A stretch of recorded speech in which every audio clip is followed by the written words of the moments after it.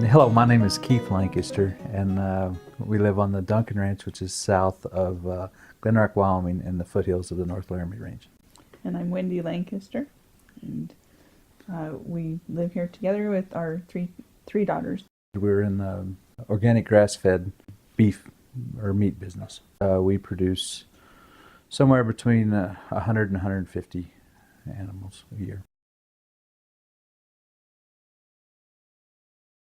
Well, neither one of us grew up on a ranch or a farm, but we went to college with the idea of being in agriculture. So we went to work after grad school at a ranch out in Oregon that was doing all natural, but everything went to the feedlot. And then when we moved back to the Wyoming area, we're looking for ways to be more profitable but also go with our philosophy of what we were doing, because we completely agreed with the all natural method of raising livestock and didn't want to be victims of the commodity price swings of agriculture. So we just developed into being organic.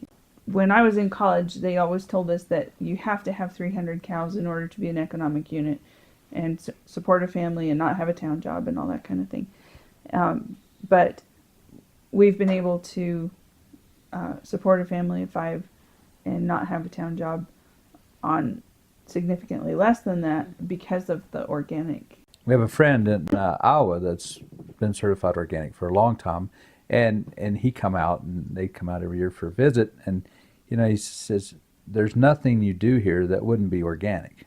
I mean, your operation is already organic. You might as well do the paperwork and get the premium. Because our philosophy lines up, in the ranching, as far as if you work with Mother Nature, it also is a more profitable ranch. Whether you're commodity or organic, either one.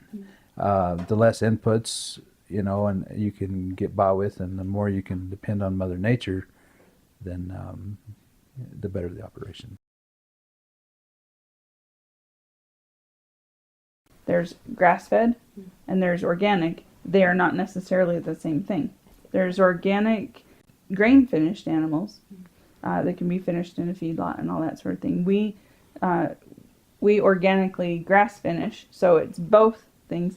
They're never confined in a feedlot and they're never fed any grain.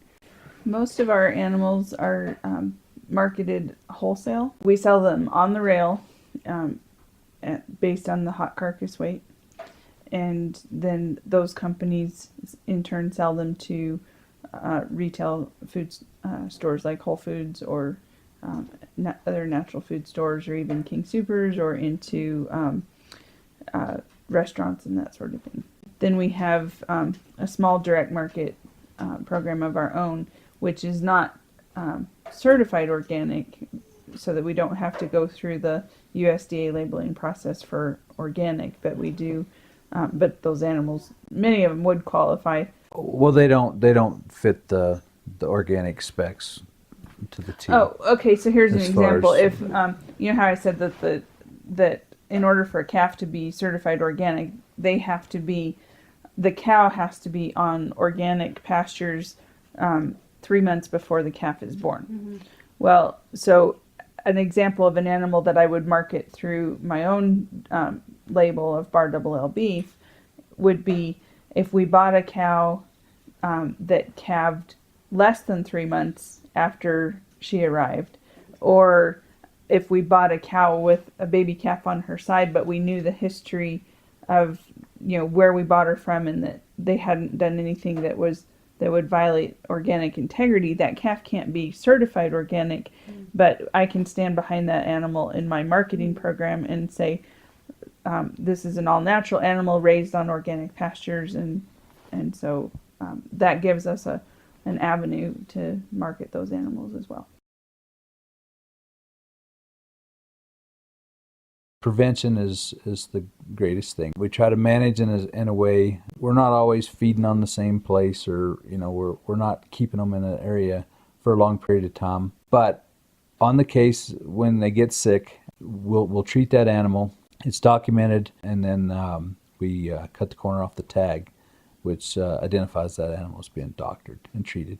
And then that animal is typically sold on the commodity market. From time to time, if it's a larger animal, we may keep that animal and either sell it with full disclosure to an individual or use it for our own personal consumption. Just because we're organic doesn't mean that we won't treat a sick animal. And we manage in a way that keeps animals from getting sick. So it's rare that we have a sick animal, but when we do, if it needs to be treated, we will treat it, because a live non-organic animal is worth a lot more than a dead organic animal. So that seems to be a myth out there. And I think another myth that's often that we run into is you can't vaccinate. Well, that's not true. I mean, we vaccinate. I mean, it's part of the organic protocol. You can vaccinate your animals. When they made the new rule with the dry matter intake and all that stuff, even during the dormant season, the fat animals right now are eating a full ration of hay. The other animals down here, they're not eating a full ration of hay. So, but they're always out on the pasture, 12 months out of the year. Yeah, we our grazing plan is pretty intense. It's in the spring of the year when the grass is growing, we move very quickly. When the grass is growing, one of the big objectives is we don't want the cows to bite the plant 2 times in a row. I mean, we want them to come in, bite the plant once, and get them out of there. The plant has time to regrow during that growing season. We break the pastures up with single wire, high tensile, and then so we're moving very frequently. When the grass goes dormant or the slows down, then we slow down our moves because it's less damaging to the plant if it's dormant. And as far as a grazing event goes, and as far as the irrigated meadows go, we tend to try to move every 1 to 3 days with temporary fence. The goal is to try to utilize it like a swather would, or to really, we kind of have higher stock densities. We're trying to add nutrients back to the ground, to the soil, build the soil, as well as increase the production through grazing.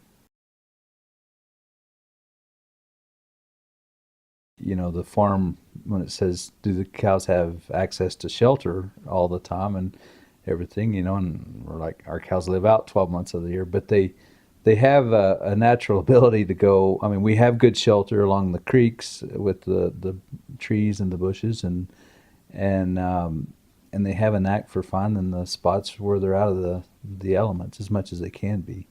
Otherwise, they kind of grow hair that keeps them warm, and they do fine. The wildlife gets by fine here. So managing our own place was always a dream of ours. I mean, and we always had this little envelope that had cow fun on it. We wanted to be in the cow business. So here we are, 20 some years, but we've been in the cow business we've been here almost 10 years. So the envelope is empty, but there's cows in the pasture. Yep.